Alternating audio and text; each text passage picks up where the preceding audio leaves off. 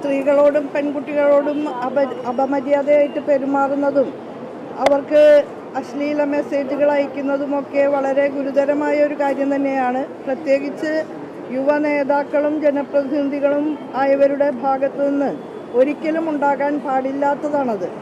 ഇപ്പോൾ 2-3 സ്ത്രീകൾ തുടർച്ചയായിട്ട് ഇത്തരത്തിലുള്ള കാര്യങ്ങൾ പൊതുമണ്ഡലത്തിൽ വന്ന് പറയുമ്പോൾ അത് കൃത്യമായ നിലയിൽ കേൾക്കുകയും അതിന് നടപടിയെടുക്കുകയും ചെയ്യേണ്ട ഉത്തരവാദിത്തമാണ് ബന്ധപ്പെട്ട രാഷ്ട്രീയ പ്രസ്ഥാനങ്ങൾക്കുള്ളത് എന്നാണ് എൻ്റെ അഭിപ്രായം.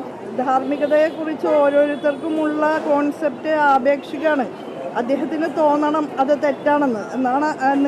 അങ്ങനെയാണെങ്കിലല്ലേ രാജിവെക്കാൻ സന്നദ്ധനാവുള്ളൂ. അത് തെറ്റാണെന്ന് സ്വയം തോന്നാത്ത നിലയിൽ നമ്മൾക്ക് എന്താണ് പറയാൻ കഴിയുക? ഇതൊക്കെ വളരെ സാധാരണമാണ് എന്ന നിലയിൽ ആ പെൺകുട്ടി പറഞ്ഞതുപോലെ ഹൂ കെയേഴ്സ് എന്നുള്ള ആറ്റിറ്റ്യൂഡാണെങ്കിൽ പിന്നെ പറഞ്ഞിട്ട് കാര്യമില്ലല്ലോ. എന്തായാലും രാഷ്ട്രീയ മേഖലയ്ക്ക് തന്നെ നാണക്കേട് വരുന്ന രീതിയിലുള്ള ആരോപണങ്ങളാണ് പ്രസ്തുത വ്യക്തിയെ പറ്റി വന്നുകൊണ്ടിരിക്കുന്നത്.